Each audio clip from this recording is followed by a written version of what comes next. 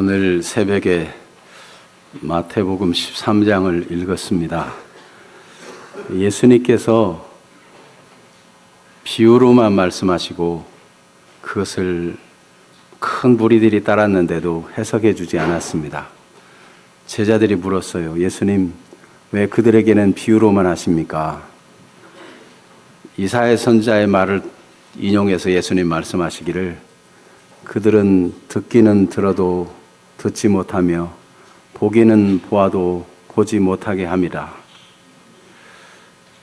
그들이 눈으로 보고 귀로 듣고 마음으로 깨달을까 두려워서 듣지 않으려고 하고 보지 않으려고 한다는 것입니다. 왜 그런 일이 생겼는가 하면 예수님이 병자를 고치고 귀신을 내어쫓고 하나님 나라를 전파할 때 바리새인들이 편견을 심어줬어요. 저 귀신을 쫓아내는 것은 귀신의 왕을 힘입어서 귀신을 쫓아내는 것이다.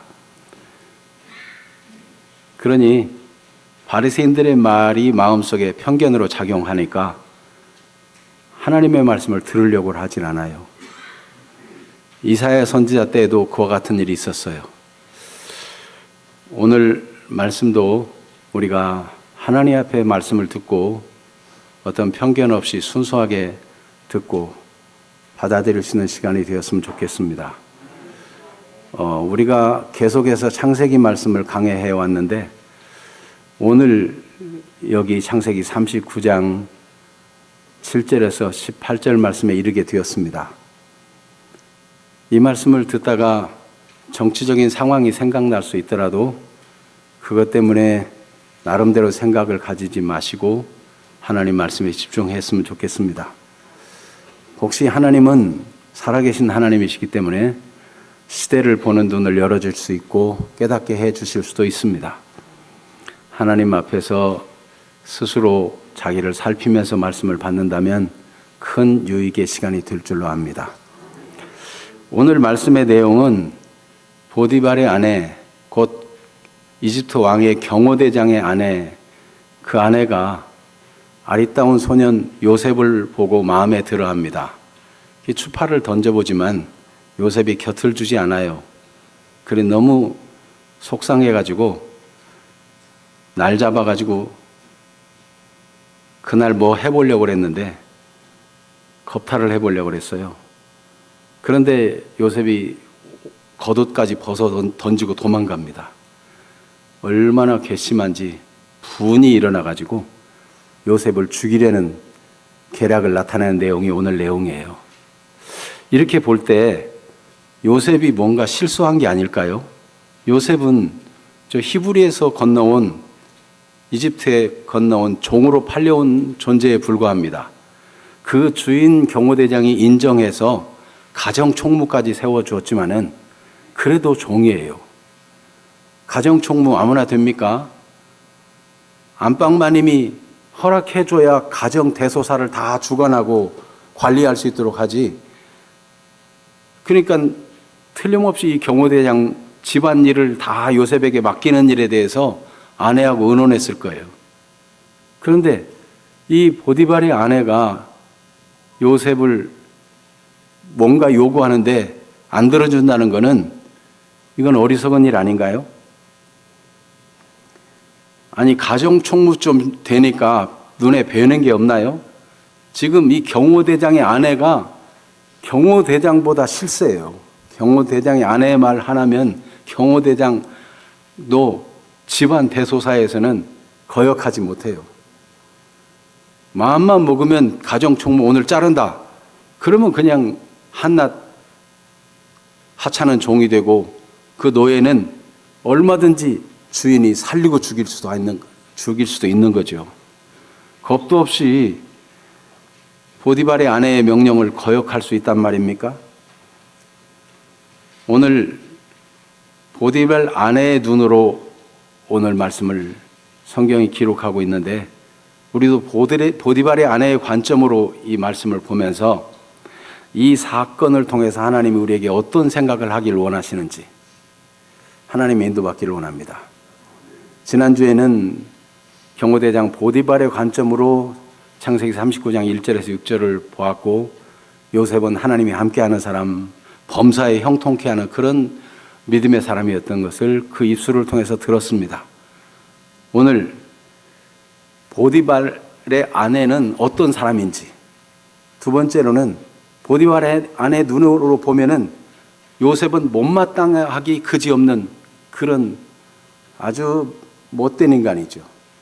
세 번째로는 거짓의 힘으로 진실을 압도해버리는 이 보디발 아내의 실력이 나옵니다. 그렇다면 과연 거짓의 힘이 진실을 압도하고 억압할 때 우리는 어찌 해야 될 것인가? 하나님 말씀이 우리에게 어찌 하라고 말씀하는지 인도받고 발견하는 시간 되기를 축복합니다. 첫 번째로는 거대 권력의 실세인 보디발의 아내입니다. 보디발의 아내가 요셉에게 관심을 보였어요. 어떤 관심을 보였나요?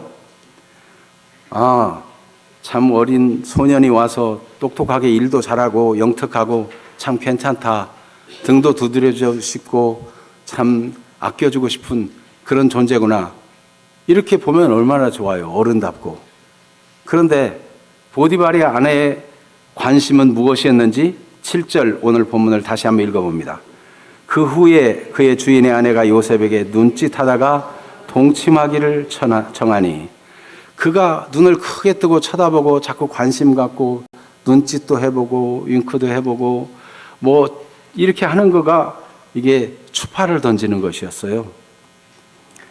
노아 시대, 소돔 고모라 시대의 사람들의 음란한 행태를 이 지금 보디발의 아내가 가지고 있는 거예요. 그래서 이단과 이 잘못된 사람들의 모습을 베드로 후서 2장 14절에 회중 중에 이런 사람들이 있었다는 거예요. 같이 읽어봅니다. 음심이 가득한 눈을 가지고 범죄하기를 그치지 아니하고 굳세지 못한 영혼들을 유혹하며 탐욕에 연단된 마음을 가진 자들이니 저주의 자식이라. 이 지금 여인의 행태가 이 미소년 17세의 종으로 팔려서 이집트에 와서 뭔가 일을 잘해서 일찍이 가정 총무가 되었다 해도 불과 20세 남짓한 이 청년을 향해서 나이 든 여인이 추파를 던지고 유혹을 하고 있는 모습이 참으로 끔찍하지 않을 수 없습니다. 이 보디발의 아내는 요셉에게 명령을 했습니다. 어떤 명령을 했는지 오늘 읽은 7절 끝에 나오는데 무엇을 하자고 명령을 해요? 동침하기를 청했다. 그런데 이 청했다라고 우리 번역을 했지만 원어에 보면 슈크바, 이게 명령형으로 되어 있어요. 이 동사가 명령으로 동침하기를 요청하고 무슨 어떻게 그렇게 해봤으면 하는 정도가 아니고 명령을 했다는 거예요. 물론 명령만 했겠습니까? 눈짓도 하고 그러면서 부드러운 말로 꼬여보기도 하고 아첨하는 말도 해보고 또 어떻게 좀 이제 교묘하게 유혹하는 말도 다 해봤겠죠. 그러다가 명령하게 된 것입니다. 동침하자. Come to bed with me. 침대로 와라. 잠자리를 같이 하자. 그런데 그 주인의 아내가 한 명령은 어떤 명령인지 성경은 잠언 6장 26절에 이렇게 기록하고 있습니다. 같이 읽어볼까요? 음녀로 말미암아 사람이 한 조각 떡만 남게 됨이며 음란한 여인은 귀한 생명을 사냥함이니라. 이 음란한 여인을 따라가면은 재산을 다 탕진해가지고 한 조각 떡밖에 안 남는다. 재산 탕진으로 끝나는 것이 아니고 생명까지 사냥한다. 이렇게 성경은 증언하고 있습니다. 이 여인은 거대 권력으로 회유하고 겁박하고 유혹하기를 날마다 계속했습니다. 10절을 같이 읽어볼까요? 여인이 날마다 요셉에게 청하였으나 요셉이 듣지 아니하여 동침하지 아니할 뿐더러 함께 있지도 아니하니라. 이 권력자인 보디발의 아내가 이 얘기하는 그 자체가 무서운 거예요. 간청으로 말할 수도 있고 유혹의 말로 부드럽게 말할 수도 있지만 그것을 넘어 힘 있는 자의 횡포라고 할 수 있는 것입니다. 만약 요셉이 이걸 거절하면 어떤 일이 생겨요? 당장 파면당할 수 있어요. 죽일 수도 있어요. 과연 이때 요셉은 어떻게 처신을 해야 옳을까요? 눈 질끈 감고 비유를 마치고 세상을 살다 보면 이런 일도 있지. 그렇게 가야 될까요? 요셉은 너무 고지식하고 요셉은 너무 융통성이 없는, 너무 젊어서 아직 세상살이를 이렇게 좀 유연하게 하지 못하는 맹꽁인가요? 요셉은 어떻게 해야 될 것입니까? 그런데 이 주인 보디발의 아내의 눈으로 보니까 요셉은 못마땅히 하기 그지없어요. 아니 왜 그렇게 달콤하게 혜택을 다 주겠다는데 거절을 합니까? 주인의 아내가 내린 명령을 거절한 거예요. 그래서 이미 살펴본 대로 시쿠바, 이게 동사가 명령어로 되어 있다고 했죠. 그런데 그걸 즉시로 단호하게 거절합니다. 어떻게 즉시로 거절했다는가 아는가 하면 이 히브리어로 와우개석법으로 이어져 있는데 그 말은 그리고 이렇게 계속되고 있어요. 그래서 그리고라는 말이 바로 나올 때는 즉시로 그렇게 했다는 거예요. 보디발의 아내가 동침하기를 명령하고 요구했을 때 그리고 요셉은 거절했다. 바로 거절한 거예요. 그리고 주인에게 이르되 주인의 아내를 즉시로 설득하기 시작했어요. 거절할 뿐만 아니라 죄의 유혹에 대해서 요셉은 단호히 거절하고 그리고 거절하는 이유를 잘 설명해서 다시는 그런 죄를 범하자고 하지 못하도록 해야 되겠다 하는 마음을 가지고 설득했습니다. 즉시 보디발의 아내에게 거절의 이유를 강조해서 설명한 두 가지가 무엇입니까? 자, 8절, 9절을 다시 한번 본문을 읽어볼까요? 요셉이 거절하며 자기 주인의 아내에게 이르되 내 주인이 집안의 모든 소유를 간섭하지 아니하고 다 내 손에 위탁하였으니 이 집에는 나보다 큰 이가 없으며 주인이 아무것도 내게 금하지 아니하였어도 금한 것은 당신뿐이니 그랬어요. 당신은 그의 아내임이라. 그런즉 내가 어찌 이 큰 악을 행하여 하나님께 죄를 지으리까? 그렇죠? 네.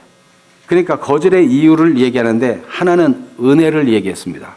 은혜도 부정적인 말과 긍정적인 말을 섞어가면서 주인이 내게 너무 큰 혜택을 주고 은혜를 입혀줬다. 그런데 그 은혜에 어떻게 배반할 수가 있느냐 하는 얘기를 하는 것입니다. 부정적으로 말하자면은 내 주인이 집안의 모든 소유를 간섭하지 아니했다. 모든 소유를 다루는 일에 아무것도 간섭한 것이 없다. 그리고 주인이 아무것도 내게 금지 명령을 내린 거 없다. 이렇게 얘기했습니다. 그러니까 무한한 권력을 준 거예요. 집안 대소사를 관장하는 데 있어서 아무것도 금지하지 않고 네가 하고 싶은 대로 마음껏 해봐라. 그리고 긍정적으로 말하자면 다 내 손에 위탁했다. 다 내 손에 위탁했다. 그러니까 긍정적인 말이나 부정적인 말이나 모두 다 엄청나게 신임하고 다 맡기고 믿어줬다는 거예요. 그런데 어떻게 그걸 배반하고 그런 나를 믿어주고 나를 신임하고 내게 이렇게 은혜를 베푸는 주인을 배신할 수가 있겠느냐 하는 얘기고, 또 하나는 금지에 대한 얘기합니다. 아무것도 금지한 것이 없지만 금한 것은 당신뿐입니다. 여러분, 그런데 주인이 요셉을 완전히 믿고 다 맡길 때, 그러나 조건, 요셉아, 내 아내만은 절대 손대지 마라. 그렇게 당부했을까요? 완전히 믿고 다 맡길 만한데 얘가 이부장해가지고 내 아내 건들면 어떻게 하지? 그런 생각 때문에 걱정해서 그걸 금지 명령을 했을까요? 상식적으로 생각해 볼 때 안 했겠죠. 그런데 요셉은 금한 것이 없어도 당신만은 금했습니다. 당신이 그의 아내이기 때문입니다. 이렇게 얘기합니다. 그거는 윤리 도덕적으로 상식적으로 올바른 자세를 갖고 있는 거예요. 여러분, 올바른 윤리 도덕과 하나님 앞에 신앙 양심을 가지고 있으면 그저 하나님의 뜻을 묻기 위해 기도하지 않아도 그냥 결정 나는 일이 많아요. 예수님 안에서 평안하고 하나님의 은혜 가운데 살 수 있는 대로가 열려 있어요. 하나님이 금지한 것은, 금하신 것은 나도 아니다. 성경이 간음하지 말라 그랬으니까 그거는 제껴놓고 아예 해당하지 않는 걸로 이렇게 생각하면은 확실한 선택을 할 수 있고 많은 유혹을 이길 수 있죠. 오늘날 거짓말을 해도 괜찮고 사람들에게 나쁜 짓을 해도 괜찮고 윤리 도덕적으로 별로 그런 것에 신경 쓰지 않는 사람들이 지도자가 되면 이게 나라가 소란해져요. 기본 윤리 도덕. 그래서 여러분 뭐 이렇게 검증을 할 때 기본적으로 윤리의식이 있는지 도덕적으로 괜찮은지 이런 것들을 검증하지 않습니까? 보디발의 절대적인 신뢰를 믿는 요셉은 그가 특별히 불러다 금지하지 않았어도 당신은 그의 아내이기 때문에 금지한 것이나 마찬가지입니다. 이렇게 그는 확고한 자세를 가진 것입니다. 그러면 요셉이 이 얘기를 할 때 보디발의 아내에게 굉장히 이거를 주목해 볼 수 있도록 강조해서 얘기했어요. 그것은 우리 번역에 빠진 보십시오 하는 단어가 8절에 있어요. 요셉이 거절하며 자기 주인의 아내에게 이르되 보십시오. 거기에 단어가 하나 들어가 있어요. 보라, 보십시오. 이런 말이 들어갈 때는 주목해보라, 집중해보라. 중요한 말을 하려고 할 때 그런 말을 해요. 그러니까 보십시오. 내 주인이 내게 이렇게 은혜를 베풀었습니다. 다 위탁하고 아무것도 간섭하지 않았습니다. 그런데 당신은 그의 아내이기 때문에 안 되는 거 아닙니까? 그러면서 그가 중요하게 고려한 것이 무엇입니까? 그 보디발의 아내가 아무리 유혹하고 제안을 해도 그와 동침할 수 없다고 고려한 것 중에 가장 우선적인 것, 가장 중요한 것이 무엇이었습니까? 9절 말씀, 무엇 때문이라고 그래요? 내가 어찌 이 큰 악을 행하여 하나님께 죄를 지으리까? 당신은 내 주인의 아내이기 때문일 뿐만 아니라 이렇게 하는 것은 하나님께 죄를 짓는 거다. 여러분, 보디발의 아내가 들을 때는 얼마나 기분 나빠요.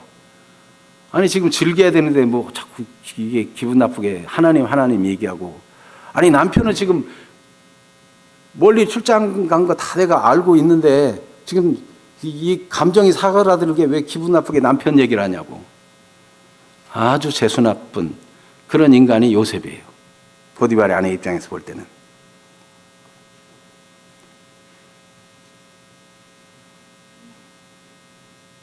보디발의 아내는 계속해서 끈질기게 유혹을 합니다. 그래서 그 끈질긴 유혹의 방법은 무엇이며 대처의 방법은 무엇이었는지 오늘 성경이 기록하고 있습니다. 끈질긴 유혹, 이게 한 번만이 아니고 계속 유혹했는데 어떻게 했다고요? 10절에 여인이 날마다 요셉에게 청했다는 거예요. 날마다 청할 때 어떻게 했을까요?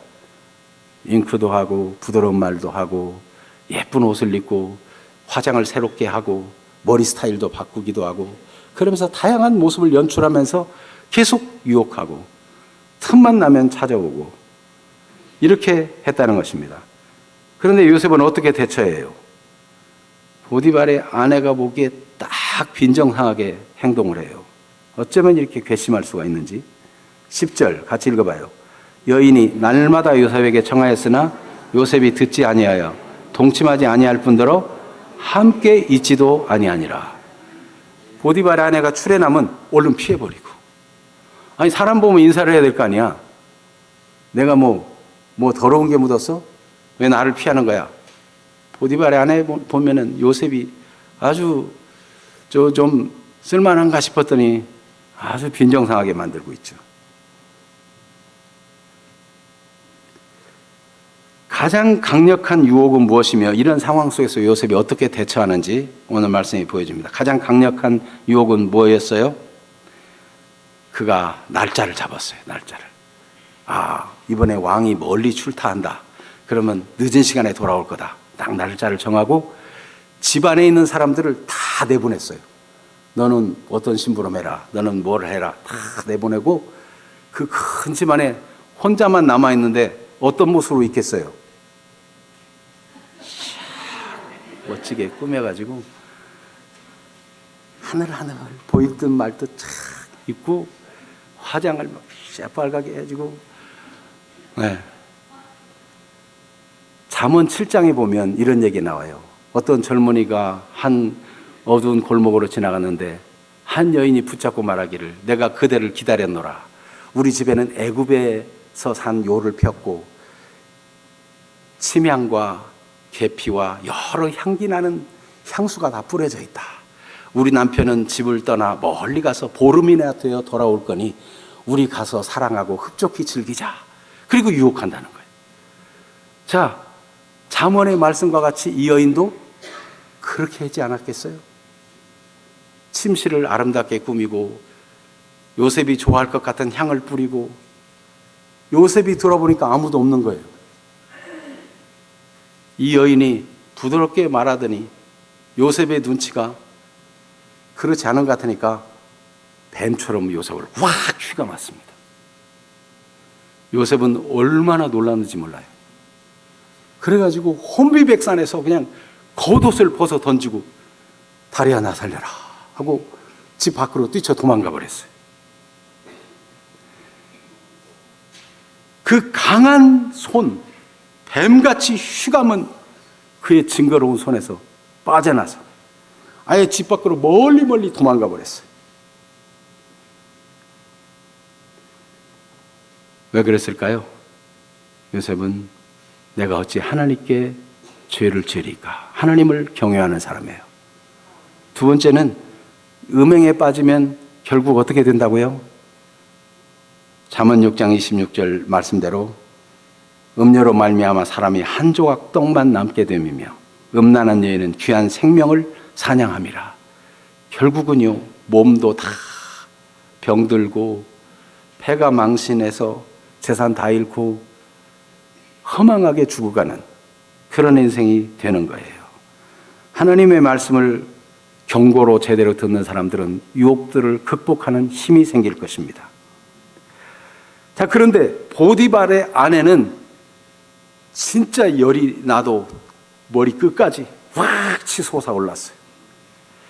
욕정을 채우지 못하자 그 분노와 공격성은 사자와 같고 늑대와 같았어요. 그래서 고래고래 소리를 질러 집사람들을 다 모았습니다. 그리고 약자 코스프레, 피해자 코스프레를 하면서 연기를 하죠. 자기가 약자처럼, 자기가 피해자처럼 사람들을 불러놓고 얘기를 합니다. 어떤 얘기를 하죠? 그 하는 얘기를 한번 들어봅시다. 14절 같이 읽어볼까요? 그 여인의 집사람들을 불러서 그들에게 이르되 보라, 주인이 히브리 사람을 우리에게 데려다가 우리를 희롱하게 하는도다. 그가 나와 동침하고자 내게 들어오므로 내가 크게 소리를 질렀더니 그가 나의 소리 질러 부름을 듣고 그의 옷을 내게 버려두고 도망하여 나갔느니라. 이렇게 얘기해요. 자, 여기서 우리가 주목해야 될 것은 사람들에게 선동하는 말을 하는데 보라, 주인이 히브리 사람을 우리에게 데려다가 우리를 희롱하게 하는도다 그랬는데 이 말을 제대로 번역하면 희롱하게 하는 것이 목적이에요. 단어가 그렇게 돼 있어요. 그래서 새번역 성경은 희롱하게 하려고 히브리 종을 우리에게 데려왔다. 주인이.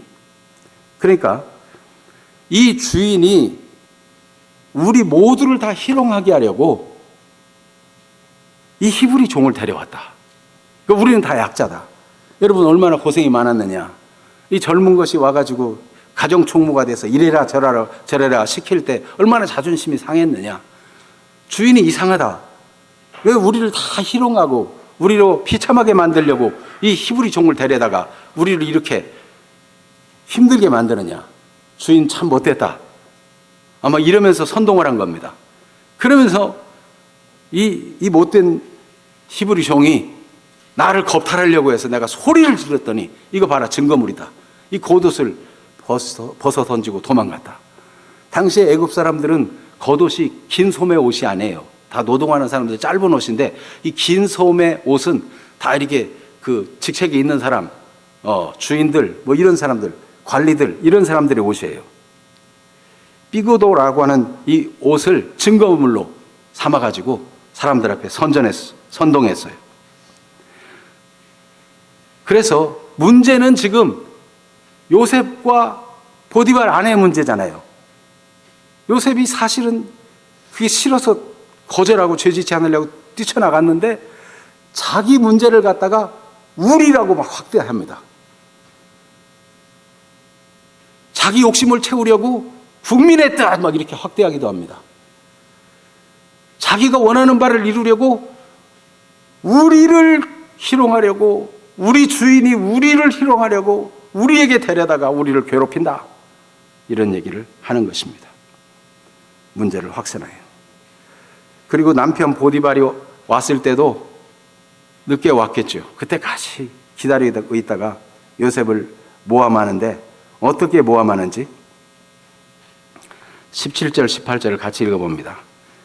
이 말로 그에게 말하여 이르되 당신이 우리에게 데려온 히브리 종이 나를 희롱하려고 내게로 들어왔으므로 내가 소리 질렀더니 그가 그의 옷을 내게 버려두고 밖으로 도망하여 나갔나이다. 보디발에게 요셉을 모함하는 걸 보면 부분적인 사실을 이야기하면서 전체를 교묘하게 조작해가지고 왜곡하는 수법을 씁니다. 진실은 뭡니까? 요셉이 다른 날처럼 업무를 보려고 집에 들어갔어요. 집에 들어간 거 맞아요. 근데 집에 들어간 것을 나를 겁탈하려고 들어왔고 내가 그걸 거절하고 소리를 질렀더니 혼비백산에서 이 옷까지 던지고 도망갔다. 이렇게 전체 진실을 왜곡하는 방법을 썼습니다. 사람들은 앞에 진실을 말하면 뒤에도 계속 진실을 말할 거라고 생각하고 선동되기 쉽습니다. 사탄의 전략이 그렇습니다. 창세기 3장에 보면 사탄이 와서 하와에게 말을 겁니다. 하나님이 이 동산의 실과를 먹지 말라고 했지. 먹지 말라고 한 게 있어요, 없어요? 먹지 말라고 한 게 있는 게 사실이잖아요. 선악과 먹지 말라. 그런데 그 앞에다가 한 단어를 얹습니다. 하나님이 이 동산의 모든 실과를 먹지 말라 하시더냐? 진실은 단 선악과만 먹지 말라 했는데 모든 실과를 먹지 말라 하시더냐 해가지고 하나님께 대해서 불만이 생기도록 질문해요. 갑자기 혼동해서 하와가 말하기를 아니 동산 중앙에 있는 그런 선악과는 먹으면 죽을지 모른다고 한 것 같은데 이렇게 얘기하니까 결코 죽지 아니하리라 확 뒤집어봅니다. 사탄의 전략 전술이에요. 예수님이 하나님의 아들이라는 거 마귀도 압니다. 내가 만일 하나님의 아들이거든 이 돌을 떡덩이로 만들어 먹으라고 마태복음 4장에 유혹하는데 성경에서 만일 이럴 때는 진짜 만일 그럴 수도 있고 아닐 수도 있고 말할 때도 있지만 만일을 말할 때는 진짜 그렇다라고 인정하고 말할 때가 많아요. 그러니까 내가 하나님의 아들이라는 거 나 인정한다. 그런데 너 지금 배고프니까 돌로 떡을 만들어 먹어라. 이렇게 유혹하는 겁니다. 부분적으로 인정하면서 그가 시험에 빠지게 유혹을 하는 거예요. 사탄은 그리고 사탄에게 속한 거짓말장이들은 거짓의 힘을 동원해서 일부 사실을 가지고 전체를 다 왜곡하면서 사람들을 선동합니다. 기술이 대단해요. 진실의 증거인 그 긴 소매옷 삐그도도 보관했다가 거짓의 증거물로 바꿉니다. 진실은 뭡니까? 요셉이 죄를 짓지 않으려고 혼비백산에서 벗어놓고 도망갔는데 그걸 증거물로 보관했다가 이게 증거물이다. 겁탈하려고 내게 왔는데 내가 소리를 지르니까 옷을 벗어 던지고 도망갔다. 왜곡하는 겁니다. 이 옷을 버려두고라는 단어가 오늘 본문에 4번이나 나옵니다. 요셉이 옷을 벗어 던지고 도망갔다. 그 요셉이 옷을 던져두고 도망감을 보고 보디발의 아내가, 그리고 집안 사람들을 불러놓고 말하기를 요셉이 이 옷을 던져주고 도망갔다. 그 남편이 왔을 때도 요셉이 자기 옷을 던져두고 갔다. 4번이나 얘기합니다. 성경은 우리로 하여금 생각하게 합니다. 여러분, 성경이 자꾸 말할 때는 생각해 보라는 거예요. 여러분, 진실을 가지고도 속임수로 속일 수 있고 당할 수 있습니다. 명백한 사실도 얼마든지 거짓말하는 사람들은 뒤집기에 능합니다. 그런 일을 만날 때 이상한 일을 당하는 것처럼 생각하지 말고 그런 일이 옛날부터 있어 왔고 지금도 있고 미래에도 있을 거라는 것을 알아야 합니다. 그리고 그 남편이 왔을 때 하는 얘기를 보니까 선동했던 말 중에 일부를 뺍니다. 선동할 때는 어떻게 말했어요? 선동할 때 한 말, 보라, 주인이 히브리 사람을 우리에게 데려다가 우리를 희롱하게 하는도다. 목적이 희롱하는 거니까 주인이 우리를 희롱하게 하려고 우리에게 히브리 사람을 데려왔다, 이렇게 말했어요.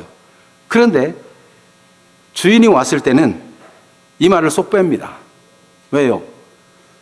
이 히브리 사람이 와서 많은 사람들을 희롱하고 겁박하고 괴롭힌 일이 있는가 증거를 대려면 증거가 부족하고, 그 증거 다 찾아서 확보해가지고 이 정확하게 조사하려면 시간도 많이 걸리니까 이걸 빼요. 우리를 희롱하게 하려고. 증거 부족과 증명의 어려움을 위해서 빼버립니다. 그리고 고래고래 소리 지르면서 당신이 나한테 어찌 이럴 수가 있느냐, 당신이 데려온 그 종이 나를 겁탈하려 했다, 이러고 막 겉옷을 휘둘러 대면서 남편을 막 바가지를 있는 대로 팍 긁으면서 잡으려는 거죠. 여러분, 거짓의 힘이 진실을 장악할 때 우리는 어떻게 하면 좋습니까? 여러분이 오늘 이 본문을 자세히 들여다보면서 오늘 이 시대가 생각났을지 모르겠습니다. 어떻게 할까요? 분별하기를 원하십니다. 하나님은 말씀을 통해서 우리가 분별하는 사람이 되기를 원합니다. 무엇인가? 요한복음 8장 44절을 보여주세요. 요한복음 8장 44절에 보면 마귀는 거짓의 아비고, 거짓을 말할 때마다 제 것처럼 말해가지고 거짓말장이고 거짓의 아비고 거짓의 수완가인데, 너희는 너희 아비 마귀에게서 났으니 너희 아비의 욕심대로 너 행하고자 하느니라. 모든 정욕과 욕심과 그 거짓으로 점철된 그 모든 말은 결국은 마귀에 조정받는 것이고 마귀에 종된 것이고 마귀에게 억압된 상태라는 것을 성경은 보여주고 있는 것입니다. 인정하고 싶지 않아도 인간이 범죄한 이후로, 아담과 범죄한 이후로 부정모혈로 태어난 모든 인간은, 남녀 결혼해서 태어난 모든 인간은 다 죄 가운데 태어나고 마귀의 종되어서 마귀의 조정을 받아 사악한 마음을 가지고 살아갑니다. 누가 이 마귀의 손에서 벗어날 수 있습니까? 세상에 그 어떤 방법으로도 이 마귀의 속임수와 그 완력에서, 그 장악된 상태에서 벗어날 길이 없다는 것을 성경은 보여주는데, 한 가지, 하나님의 아들이 오셨다는 소식을 증언하고 있습니다. 요한일서 3장 8절 말씀 같이 읽어보겠습니다. 죄를 짓는 자는 마귀에게 속하나니 마귀는 처음부터 범죄함이라. 하나님의 아들이 나타나신 것은 마귀의 일을 멸하려 하심이라. 이 마귀의 속임수를 멸하고 마귀의 괴계를 끝장낼 리가 하나님의 아들 예수 그리스도입니다. 하나님의 아들이 오신 것은 마귀를 멸하러 오셨습니다. 마귀의 종된 데서, 마귀의 수종 들고 마귀에게 눈치 보고 마귀에게 장악되어 사는 데서 벗어날 길은 하나님의 아들 예수님 외에는 해결해 줄 리가 없는 것입니다. 죄를 범하는 자마다 마귀의 종이라 그랬어요. 마귀의 종된 데서 해결을 하기 위해서 하나님이 그 아들을 이 땅에 보내셨으니, 요한복음 3장 16절 하나님이, 같이 읽어볼까요? 하나님이 세상을 이처럼 사랑하사 독생자 하나님의 아들을 주셨으니 이는 그를 믿는 자마다 멸망하지 않고 영생을 얻게 하려 하심이라. 여러분, 마귀의 종되어서 할 수 없이 별 수 없이 장악된 상태에서 벗어나지 못하고 사는 이 시대 상황을 보면서 조금 나은 자나 덜한 자나 결국은 하나님의 아들을 통해서 구원받지 못하면 여전히 마귀에 장악된 상태로 죄지으며 사는 거예요. 누구를 기대하겠어요? 정권이 바뀌어본들 나왔습니까? 여러분, 하나님은 이런 상황들을 보면서 사람이 모두 다 알게 모르게 마귀의 정도에 있고 장악되어 있는데 하나님의 아들이 오셔서 마귀의 일을 멸하시고 우리를 죄에서 구원하시고 우리에게 영생을 주러 오셨구나. 예수님만이 생명의 길이구나.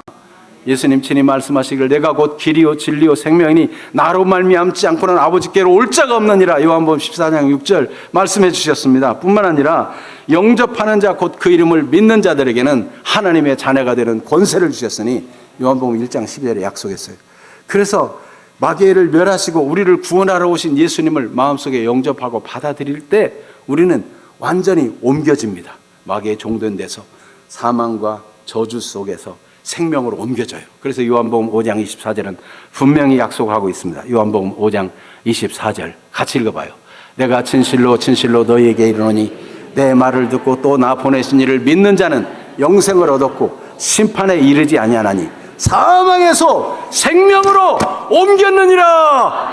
아멘. 여러분 교회만 다니지 말고 진짜 예수님을 믿으세요.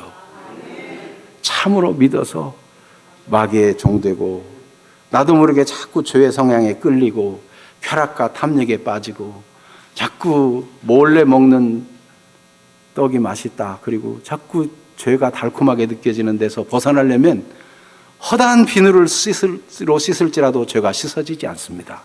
오직 예수 보혈, 주님이 십자가에 우리 죄를 대신해 죽으심으로 그를 믿는 자마다 구원받고 죄 씻음 받고 살아나게 해 주신 것입니다. 그래서 여러분 하나님의 말씀이 이것을 약속하고 있는데 요한복음 8장 32절 말씀에 진리를 알지니 진리가 너희를 자유롭게 하리라고 말씀합니다. 진리의 말씀을 믿고 그대로 살아갈 때 진정한 자유가 있어요. 자유가 있는 사람은 담대합니다. 분별력이 있기 때문에. 그런즉 그들을 두려워하지 말라. 감추인 것이 드러나지 않을 것이 없고 숨은 것이 알려지지 않을 것이 없느니라. 거짓의 힘이 압도해가지고 다 숨겨지고 요셉은 감옥 가지만 그러나 숨겨진 것이 드러나지 않을 것이 없느니라. 진리의 강은 도도히 흐르며 모든 사악한 괴계를 무너뜨리고 하나님의 역사가 하나님의 심판이 나타나고야 마는 것입니다. 마태복음 10장 28절 말씀 같이 읽어볼까요? 몸은 죽여도 영혼은 능히 죽이지 못하는 자들을 두려워하지 말고 오직 몸과 영혼을 능히 지옥에 멸하실 수 있는 일을 두려워하라. 여러분, 사람은 몸은 감옥에 집어넣을 수 있고 죽일 수까지 있어요. 사형시킬 수까지 있어요. 그렇지만 영혼을 멸할 수는 없습니다. 하나님은 진정한 심판자가 되셔서 몸과 영혼을 능히 지옥에 멸할 수 있고 지옥에 간 영혼들을 예수 믿음으로 구원하여 영광스러운 하나님 나라로 옮기시는 분이 우리 하나님이십니다. 하나님의 은혜를 받는 분들이 되기를 축복합니다. 그래서 예수님이 이 말 끝에 참새 2마리가 참새 구이로 2마리가 이렇게 팔리고 있는데 그 중에 한 마리라도 하나님 허락하심이 없이는 떨어지지 않는다. 그러니 너희는 많은 참새보다 얼마나 더 귀하냐. 그러면서 너희들은 믿는 너희들은 하나님이 머리털 하나까지도 다 세심바 되었다 그랬어요. 하나님은 우리를 세밀히 보고 계십니다. 오늘 진정으로 주 예수님을 믿는 사람이 되시고 분별력 있는 사람이 되어서 아무리 거짓이 압도하고 진실을 왜곡하고 그렇게 힘을 발휘한다 할지라도 몸은 죽여도 영혼은 능히 죽이지 못하는 자들을 두려워하지 말고 몸과 영혼을 아울러 능히 지옥에 멸할 수 있는 하나님을 두려워하면서 용기 백배하여 살게 되기를 축복합니다. 오늘 찬송 214장 찬송하고 기도하도록 하겠습니다. 말씀을 생각하면서 시대를 분별하고 하나님의 사람으로 굳게 서서 모든 폭압과 거짓을 이기고 승리자로 사는 그런 삶을 다짐하면서 요셉은 결국 감옥에 가지만 우리가 계속 보게 되지만 그게 끝이 아니에요. 하나님이 요셉을 돌봐주십니다. 여러분, 때때로 삶의 과정 속에서 어려운 일을 다 당하지만 주님의 도움을 받고자 주 예수님께 빌고 하나님께 나아가세요. 주님이 그 구원을 허락하시고 우리를 받아주시고 우리를 구원해 주시고 우리를 살려주시고 우리 억울함을 풀어주시는 분이십니다. 하나님만이 진정한 우리의 도움입니다.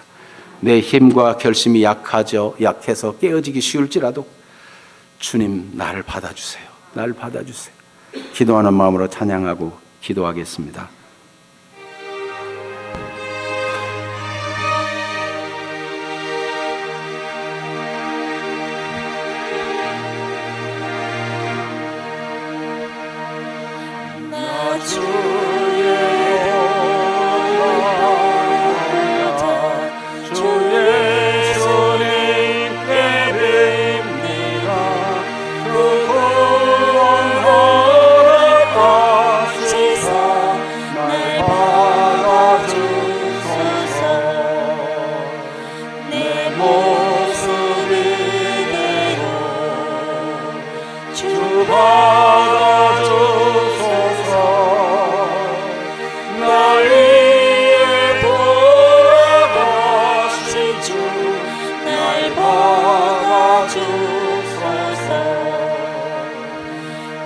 죄에 빠져 영주는 날 위해 피 흘렸으니 주 형상대로 빚으사 날 받아주소서. 내 모습 이대로 주 받아주소서. 날 위해 돌아가신 주 날 받아주소서. 내 힘과 결심 약하여 늘 깨어지기 쉬우니 주 이름으로 응원해 날 받아주소서. 내 모습 이대로 주 받아주소서. 날 위해 돌아가신 주 날 받아주소서. 내 주님 서신 발 앞에 나 엎드려 두 손을 높이 들고 찬양합니다. 그 크신 역사 이루게 날 받아주소서. 내 모습 이대로 주 받아주소서. 날 위해 돌아가신 주 날 내 모습 이대로 내 모습 이대로 주 받아주소서. 날 위해 돌아가신 주 날 받아주소서. 주여 한번 부르고 기도합니다. 주여 살아계신 하나님 아버지,